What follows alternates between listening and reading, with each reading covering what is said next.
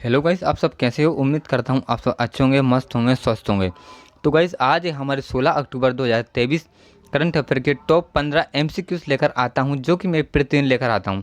तो गाइस आपको हमारी वीडियो अगर अच्छी लगे तो एक लाइक कर दीजिए। चैनल पर नए हो तो चैनल को सब्सक्राइब कर लीजिए, बेल आइकन वाली घंटी को ऑल पर दबा लीजिए ताकि हमारे आने वाले हर वीडियो आप तक जरूर पहुँच सके। और अगर आप हमारी वीडियो को फेसबुक पर वॉच कर रहे हो तो फेसबुक पेज को फॉलो जरूर कर लीजिए। तो चलिए फटाफट क्वेश्चनों के आंसर देते हैं। गाइस हमारा पहला क्वेश्चन होने वाला है, हाल ही में विश्व छात्र दिवस कब मनाया गया है। तो विश्व छात्र दिवस मनाया गया हमारा 15 अक्टूबर को। ऑप्शन नंबर हमारा चौथा वाला इस राइट आंसर हो जाएगा, ये आपको याद रखना है। तो चलिए इसके डिटेल में बात कर लेते हैं। तो भारत के 11वें राष्ट्रपति डॉक्टर APJ अब्दुल कलाम की जयंती के सम्मान में 15 अक्टूबर 2023 को विश्व छात्र दिवस मनाया जाता है। डॉक्टर APJ अब्दुल कलाम, जिन्हें भारत के मिसाइल मैन के नाम से भी जाना जाता है, उनका जन्म 15 अक्टूबर 1931 को तमिलनाडु के रामेश्वर में हुआ था।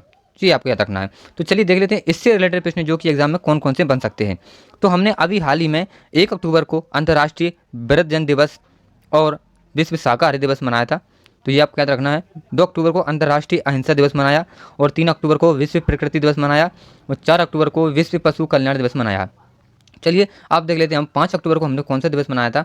तो 5 अक्टूबर को हमने मनाया विश्व शिक्षक दिवस और 6 अक्टूबर को विश्व सेरेब्रल पाल्सी दिवस, 7 अक्टूबर को विश्व कपास दिवस, 8 अक्टूबर को भारतीय वायुसेना दिवस, 9 अक्टूबर को विश्व डाक दिवस, 10 अक्टूबर को मनाया विश्व स्वास्थ्य दिवस और 11 अक्टूबर को अंतर्राष्ट्रीय बालिका दिवस, 12 अक्टूबर को मनाया विश्व दृष्टि दिवस और 13 अक्टूबर को हमने मनाया आपदा जोखिम न्यूनीकरण दिवस और 14 अक्टूबर को विश्व मानक दिवस। ठीक है, तो इन सारे जो कि महत्वपूर्ण बिंदुओं को आपको याद रखने हैं। याद रखने लिए आपको क्या करना पड़ेगी, अपने फेयर कॉपी में नोट करना पड़ेगी ना, तभी आपको ये जो कि बिंदु महत्वपूर्ण याद रह पाएंगे। ठीक है, तो चलिए बढ़ते हैं हमारे दूसरे प्रश्न की ओर।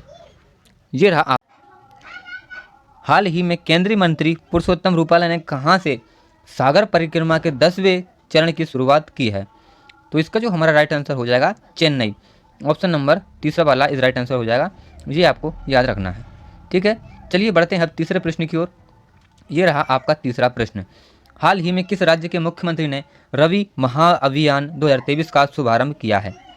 तो किस राज्य के मुख्यमंत्री ने क्योंकि रवि महाअभियान 2023 का शुभारंभ किया है, तो इसका जो राइट आंसर हो जाएगा हमारा बिहार। ऑप्शन नंबर फर्स्ट वाला इस राइट आंसर हो जाएगा, ये आपको याद रखना है। चलिए बढ़ते हैं अब चौथे प्रश्न की ओर। इससे पहले हम इससे रिलेटेड जो कि महत्वपूर्ण बिंदु देख लेते हैं, कौन कौन से एग्जाम में प्रश्न बन सकते हैं। तो हमारा पहला जो होगा, बिहार के शिक्षकों को टेस्ट के माध्यम से सरकारी कर्मचारी का दर्जा दिया जाएगा। बिहार के उद्योग विभाग में बेंगलुरु में इन्वेस्टर समिट का आयोजन किया गया है। बिहार सरकार ने न्यायिक सेवाओं में EWS के लिए 10% आरक्षण की घोषणा की है। बिहार सरकार ने जाति सर्वेक्षण के आंकड़े जारी किए हैं। बिहार को दूसरा बाघ अभ्यारण्य कैमूर जिले में मिलेगा। प्रधानमंत्री जन धन योजना की लाभार्थियों की संख्या में बिहार शीर्ष पर रहा है। तो ये सारे आपको याद रखने हैं। चलिए बढ़ते हैं हम नेक्स्ट प्रश्न की ओर। ये रहा आपका चौथा प्रश्न, हाल ही में सच्चिदानंद मूर्ति का निधन हुआ है, वे कौन थे। ऑप्शन दी आपको, लेखक, गायक, पत्रकार या इनमें से कोई नहीं। तो सच्चिदानंद जी हमारे थे पत्रकार। ऑप्शन नंबर हमारा तीसरा वाला इस राइट आंसर हो जाएगा, ये आपको याद रखना है। चलिए बढ़ते हैं अब पांचवें प्रश्न की ओर, बिना देरी किए हुए। ये रहा आपका पांचवा प्रश्न, हाल ही में केंद्रीय स्वास्थ्य मंत्री किस राज्य के पहले मेडिकल कॉलेज का उद्घाटन करेंगे। ऑप्शन दिए आपको, मणिपुर, मिजोरम, नागालैंड या फिर इनमें से कोई नहीं। तो इसका जो हमारा राइट आंसर हो जाएगा नागालैंड। ऑप्शन नंबर तीसरा वाला इस राइट आंसर हो जाएगा, ये आपको याद रखना है। ठीक है, तो केंद्रीय स्वास्थ्य मंत्री जो कि नागालैंड में पहले मेडिकल कॉलेज का उद्घाटन करेंगे, है ना। तो देख लेते हैं इससे महत्वपूर्ण रिलेटेड बिंदु कौन कौन से हमारे एग्जाम के लिए महत्वपूर्ण हो सकते हैं। तो हमारा पहला होने वाला है, आधार से जुड़ा जन्म पंजीकरण शुरू करने वाला पूर्वोत्तर का पहला राज्य नागालैंड बना है। और दूसरा होने वाला है हमारा, फांगनोन कोनयान राज्यसभा की अध्यक्षता करने वाली नागालैंड की पहली महिला सांसद बनी है। नागालैंड को आधिकारिक तौर पर लंबी त्वचा रोग पॉजिटिव घोषित किया गया है। RBI ने पूर्वोत्तर में नागालैंड में अपना क्षेत्रीय कार्यालय खोला है। ठीक है, चलिए बढ़ते हैं अब छठे प्रश्न की ओर। ये रहा आपका छठवां प्रश्न, हाल ही में सऊदी अरब ने किस देश के साथ सामान्यीकरण पर बातचीत रोक दी है। ऑप्शन दिए आपको, इजराइल, सिंगापुर, इंडोनेशिया या इनमें से कोई नहीं। तो इसका जो हमारा राइट आंसर हो जाएगा इजराइल। ऑप्शन नंबर पहला वाला इस राइट आंसर हो जाएगा, ये आपको याद रखना है। चलिए देख लेते हैं इसके महत्वपूर्ण बिंदु। इजराइल ने हमास के खिलाफ लड़ाई को ऑपरेशन आयरन स्वॉर्ड कोड नाम दिया है। इजराइल ने अपने अत्याधुनिक AI संचालित युद्धक टैंक वरा का अनावरण किया है। इजराइल के शोधकर्ताओं ने स्टेम कोशिकाओं को कृत्रिम भूषण में बनाया है।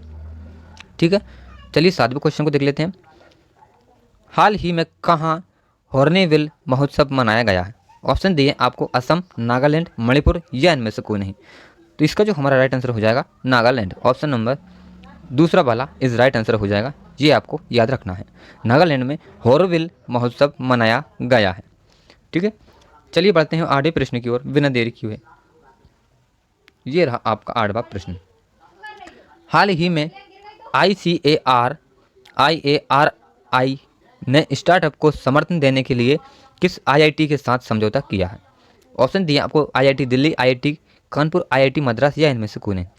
तो इसका जो हमारा राइट आंसर हो जाएगा IIT कानपुर के साथ समझौता किया है। ठीक है, ऑप्शन नंबर दूसरा वाला इज राइट आंसर हो जाएगा, ये आपको याद रखना है। चलिए देख लेते हैं इसके महत्वपूर्ण बिंदु, क्योंकि इससे रिलेटेड कौन कौन से प्रश्न एग्जाम के रिलेटेड महत्वपूर्ण बन सकते हैं। तो KVIC ने IIT दिल्ली में नए खादी इंडिया आउटलेट का उद्घाटन किया है। IIT कानपुर ने स्टार्टअप इकोसिस्टम को बढ़ावा देने के लिए ICICI बैंक के साथ समझौता किया है। IIT दिल्ली ने मिट्टी के कटाव की पहली राष्ट्रीय स्तर की मैपिंग की है।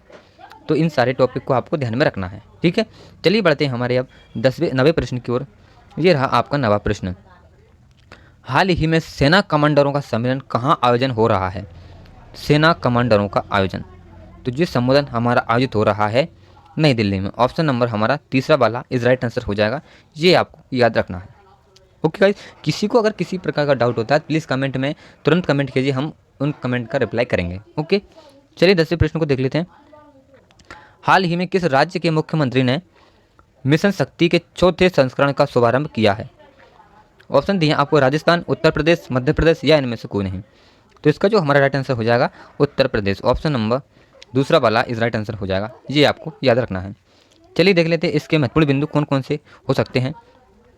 तो उत्तर प्रदेश सरकार ने 1100 महिला बीट कांस्टेबल को गुलाबी स्कूटी देगी। ठीक है, गंगा डॉल्फिन को उत्तर प्रदेश का राजकीय जलीय पशु घोषित किया गया है। पहले पशु सप्ताह गृह लखनऊ में खुलेगा। उत्तर प्रदेश में 100% ODF+ कवरेज हासिल किया है। उत्तर प्रदेश सरकार ने संपत्ति संबंधी समस्याओं को कम करने के लिए गिफ्ट डीड योजना शुरू की है। तो इन सारे टॉपिक को आपको याद रखने हैं। चलिए बढ़ते हैं हमारे अब नेक्स्ट प्रश्न की ओर। ये रहा आपका 11वां प्रश्न। हाल ही में 17वें CII वार्षिक पर्यटन शिखर सम्मेलन का उद्घाटन कहाँ किया गया है? ऑप्शन दिए आपको पुणे, मुंबई, बेंगलुरु या इनमें से कोई नहीं। तो इसका जो हमारा राइट आंसर हो जाएगा मुंबई में। ऑप्शन नंबर दूसरा वाला इज राइट आंसर हो जाएगा, ये आपको याद रखना है। ओके, चलिए बढ़ते हैं अब 12वें प्रश्न की ओर। ये रहा आपका 12वां प्रश्न।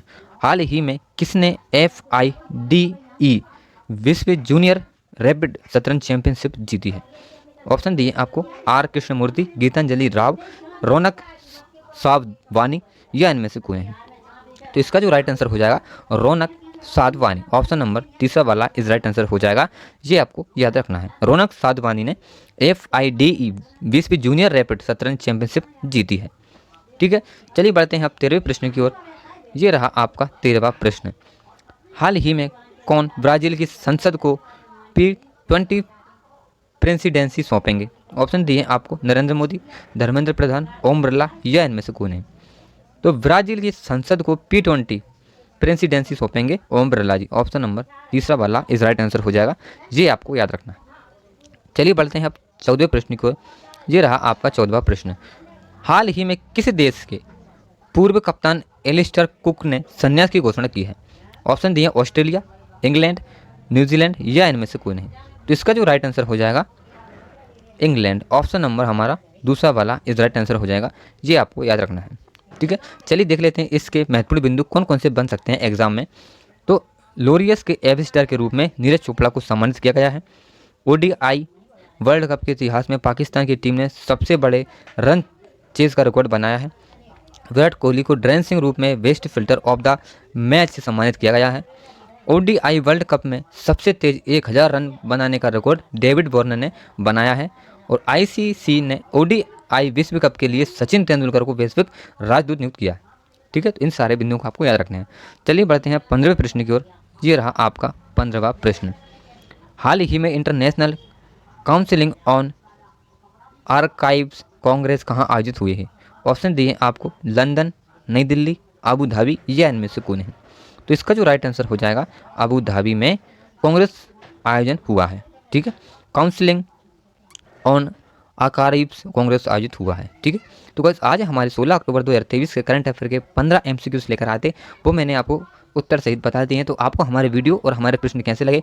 अच्छे लगे तो एक लाइक कर दीजिए, चैनल पर नए आए हो चैनल को सब्सक्राइब कर लीजिए और एक प्यारा सा कमेंट कर दीजिए। ठीक है, बस इतना करना आपको। चलिए कल मिलते हैं करंट अफेयर वीडियो के साथ, तब तक के लिए टेक केयर, बाय बाय, जय हिंद, वंदे मातरम।